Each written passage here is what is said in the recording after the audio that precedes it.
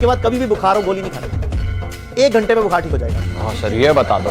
मतलब पूरी दुनिया को बोल रहा हूँ, ना पैरासीटामोल, ना डोलो, ना कालकोल, ना ब्रूफन, कुछ नहीं खाना। क्या खाना है वो बताता हूँ, और क्या करना है वो इंपॉर्टेंट है, ठीक है।